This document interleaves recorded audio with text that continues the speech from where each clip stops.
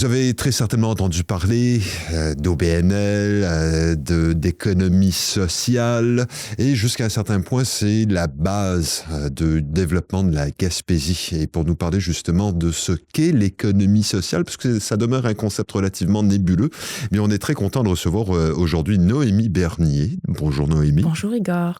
Tu es donc directrice générale, on va dire, pour le pôle d'économie sociale Gaspésie-Île-de-la-Madeleine. En effet, oui. Bon.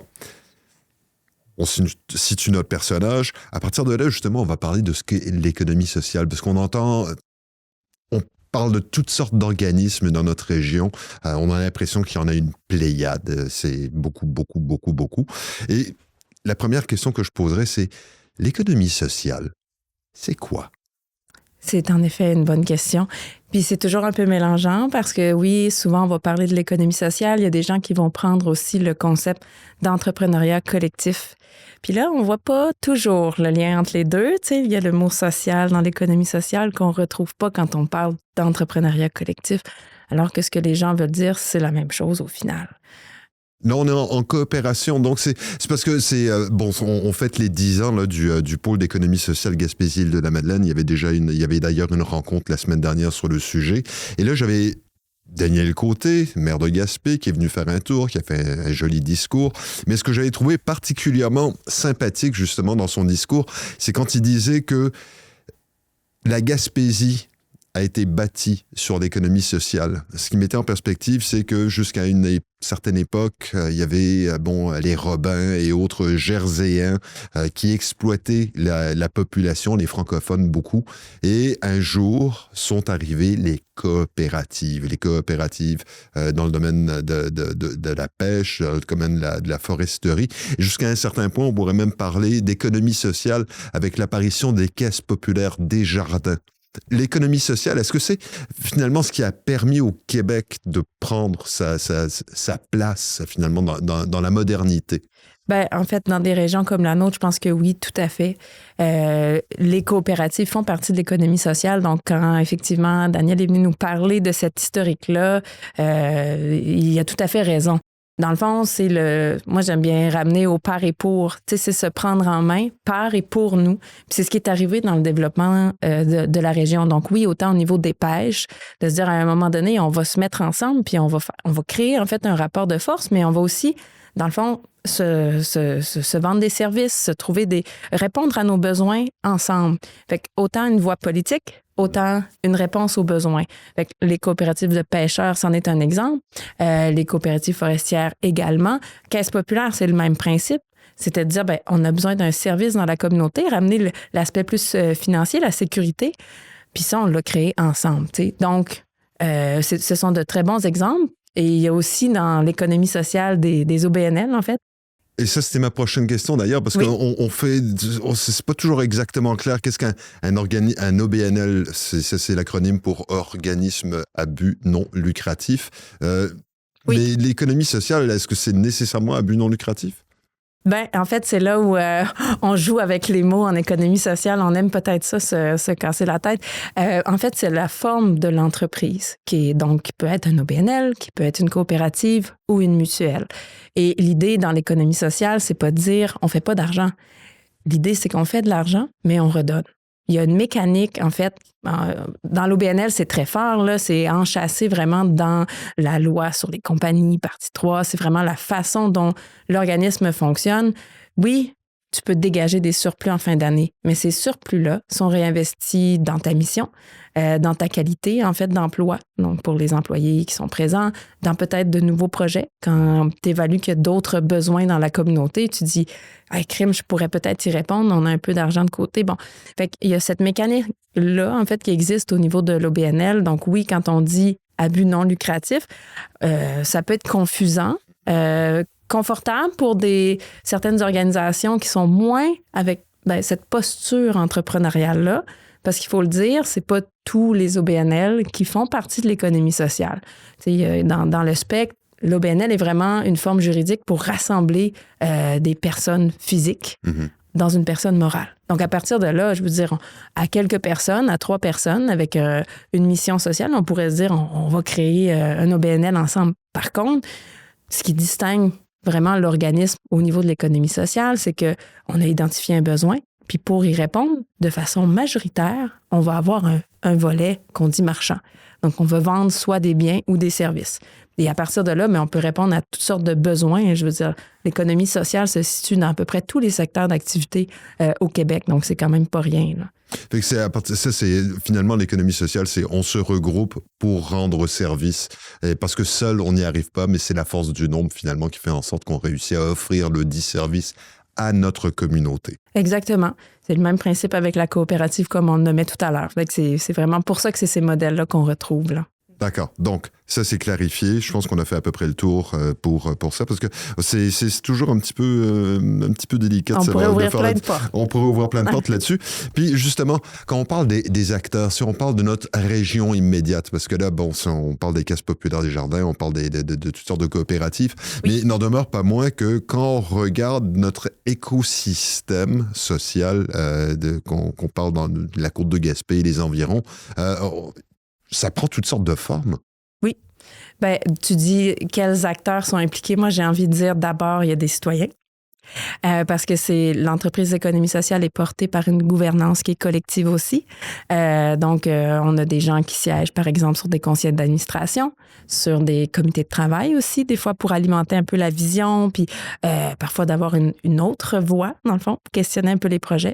Fait que d'abord, moi, je répondrais ça. Les travailleurs aussi, tu sais, au sein de ces entreprises-là. Ensuite, évidemment, nos entreprises. Donc là, si on parle, mettons, du territoire de la côte de Gaspé, on pourrait nommer Musique du bout du monde, qui d'ailleurs s'affiche aussi fièrement comme entreprise d'économie sociale. Donc, les gens, souvent, d'un regard extérieur, ne savent peut-être pas, mais oui, c'est un organisme à but non lucratif et il nous amène vraiment un beau volet au niveau de la culture, puis il y a toute une dynamisation de l'économie de Gaspé grâce à la mobilisation du festival. Dans nos médias, je veux dire, ça me fait plaisir de jaser avec toi dans le cadre de Télé Gaspé parce que ça aussi, ça fait partie de l'économie sociale. On a aussi, si on veut regarder les différents secteurs d'activité, le centre de ski Mont-Béchervaise, par exemple, groupement forestier de la péninsule, multiservice qui donne vraiment de l'aide à domicile également. Donc, ça donne une idée un peu des entreprises qu'on a. Puis après, c'est sûr qu'on a beaucoup d'acteurs de soutien. Un peu comme une entreprise pourrait aller voir, par exemple, sa MRC, sa municipalité régionale de comté, pour dire, là, j'ai un projet, je sais pas trop, ou je cherche un soutien. Même principe pour les entreprises d'économie sociale. Donc, on a la MRC. Là, c'est la panoplie d'acronymes là, dans ce domaine-là. Mais on a aussi la SADC, Société d'aide au développement des collectivités. Donc, eux aussi sont là pour appuyer les projets collectifs. Le pôle, en fait, dans une échelle un peu plus macro, si tu veux, parce qu'on est régional, on est aussi un acteur de soutien. Fait que bref, il y a beaucoup d'acteurs qui gravitent autant au sein même de l'économie sociale que pour son soutien. D'accord. Donc, on s'entend que quand on parle d'économie sociale, on parle pratiquement d'une galaxie avec un paquet d'acteurs, paquet de planètes finalement qui interagissent les uns avec les autres pour faire en sorte qu'on vit dans la société dans laquelle on est.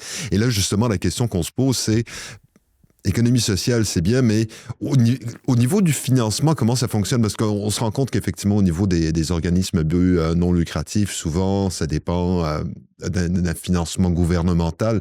Mais est-ce nécessairement le cas pour l'économie sociale? En fait, on a une très grande majorité de nos entreprises. J'insiste sur le mot entreprise, même si là, on a décortiqué, on a parlé d'OBNL et de coop, mais la majorité de nos entreprises ont plus de 60% de leurs revenus autonomes qui proviennent en fait de revenus de la vente. Et là, le pourcentage varie beaucoup, souvent selon le secteur d'activité. Parce qu'on s'entend, c'est sûr qu'il y a des secteurs où c'est plus facile de dire « je vais faire de la vente ». Puis je vais vendre à temps. Tu sais, il y a la notion d'abordabilité au niveau de l'économie sociale qui est très importante. Et là, à partir de là, ton revenu autonome peut être très, très différent parce que tu t'assures que ce que tu vends est accessible. Fait qu'il y a déjà ça que je peux amener comme nuance. Il y a la question du secteur d'activité.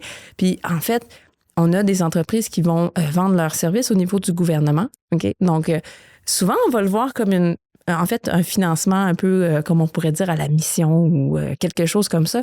Mais en réalité, c'est une entente de service, comme une entreprise de déneigement, par exemple, pourrait avoir avec le gouvernement.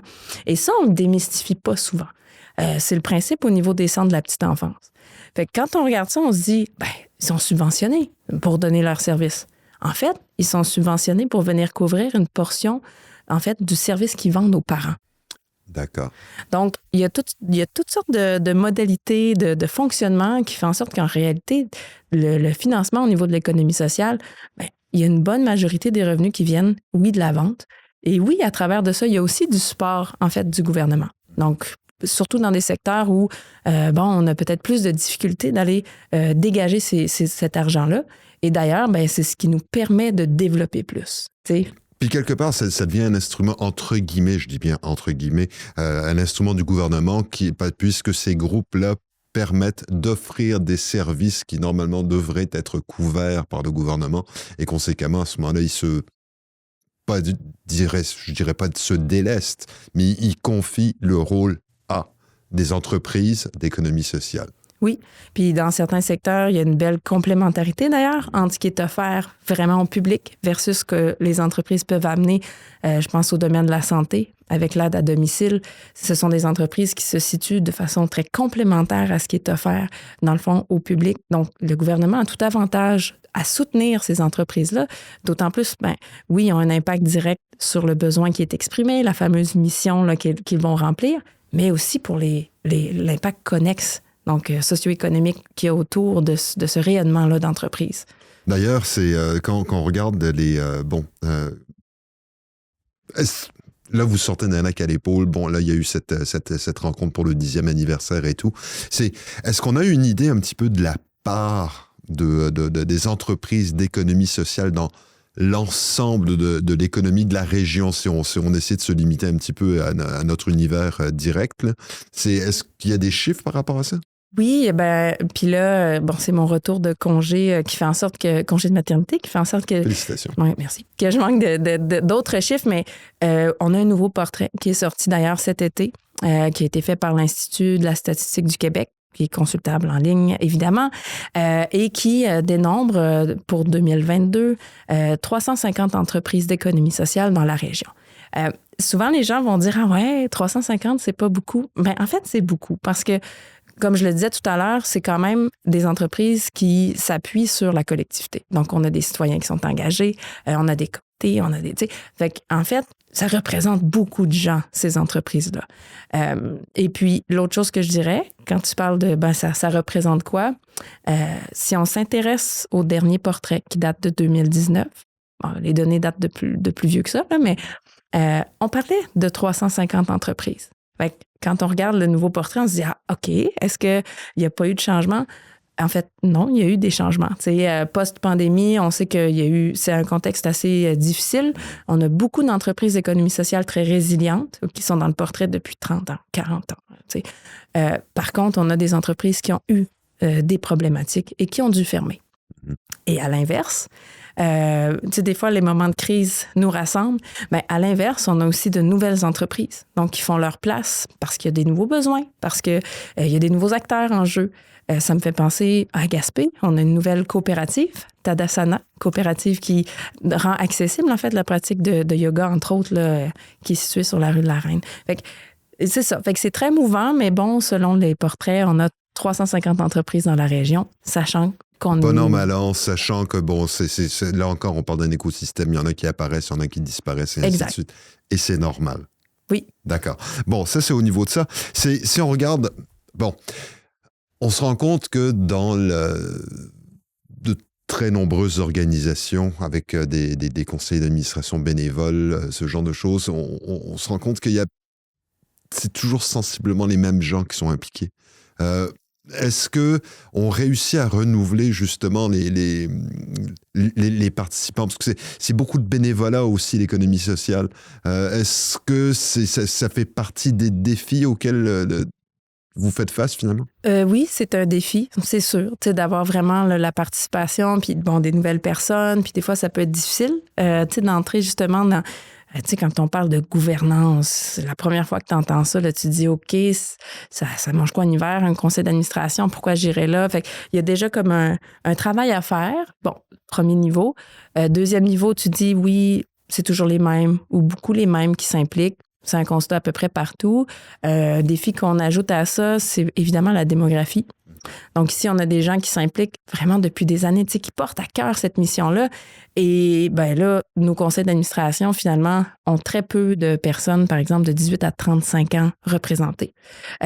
C'est un défi. On a des entreprises qui ont quand même intégré des pratiques pour s'assurer effectivement d'avoir des nouvelles perspectives, des nouvelles personnes, des nouvelles tranches d'âge aussi. Hein, ça amène des nouvelles perspectives. Mais ça demeure quand même un défi, effectivement, parce que c'est des entreprises, comme je le disais, qui reposent beaucoup sur cette perspective là, du par et pour nous. Sur la volonté de la population jusqu'à un certain point.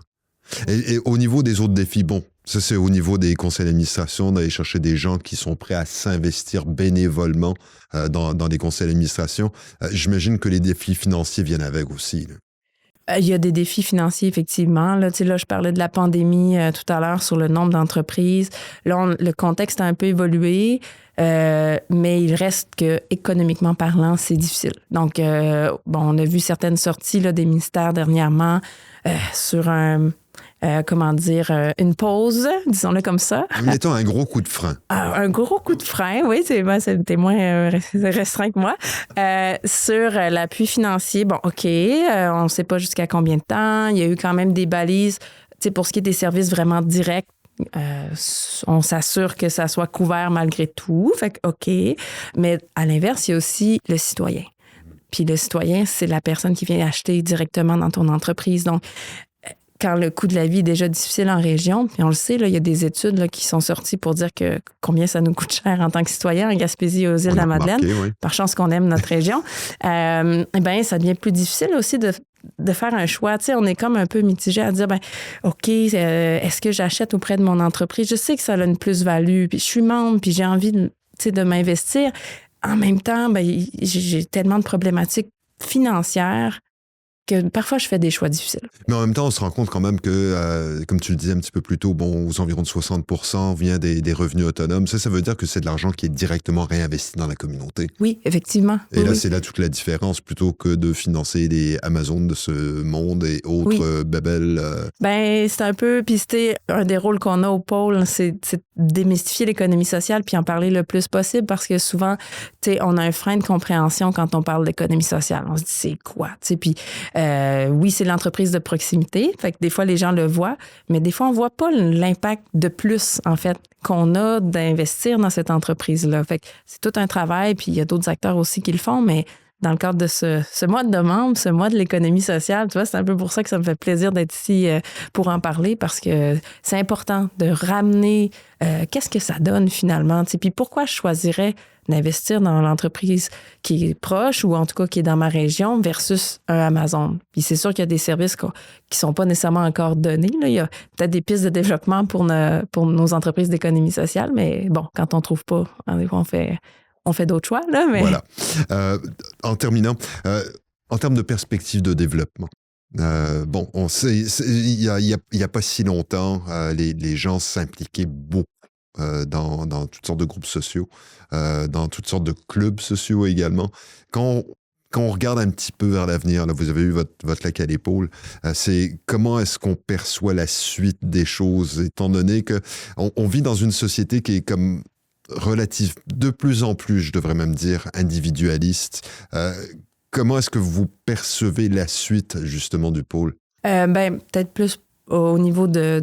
Parce que nous, on est en organisme de soutien, là, donc peut-être plus au niveau vraiment de nos entreprises. Il y a quand même des pistes intéressantes de développement, des choses qu'on faisait informellement entre entreprises, genre je vais te prêter tel équipement ou j'ai quelqu'un disponible peut-être pour remplir tel mandat, ce qu'on appelle la mutualisation. Beaucoup est fait de façon informelle. Peut-être qu'on gagnerait à regarder cette pratique-là d'un peu plus près, puis voir même au niveau de la gouvernance, parce qu'effectivement, on a des gens qui s'impliquent plus ou moins. OK, j'ai quelqu'un qui est vraiment expert sur telle chose, à la limite, de l'impliquer sur un comité, comme je disais tantôt, pour amener une plus-value, amener un autre regard. À quelque part, toute la mutualisation, comme je le dis, serait pertinente, effectivement, et selon les secteurs d'activité. Parce qu'on a beaucoup d'entreprises, des fois, qui se chevauchent. Là, OK, au niveau des festivals, c'est déjà fait, on se questionne, on regarde un peu comment est-ce qu'on peut travailler ensemble. Mais pour d'autres secteurs, c'est pareil également. Fait que, il y a comme une piste de développement que je vois là et qui pourrait peut-être répondre à certains enjeux qu'on a nommés, là, dont la question de l'implication, la relève, mais pas à toute échelle, évidemment. Sinon, ben, en fait, il y a le contexte externe, je pense, qui va peut-être amener un élan de solidarité. Dans le sens que, tu sais, je l'ai mentionné, mais quand on vit des crises, des fois, oui, ça nous consolide parfois dans l'espèce de sentiment de je vais rester, puis je vais m'occuper peut-être de ma famille de proximité seulement. Mais à l'inverse, ça crée aussi un élan de solidarité.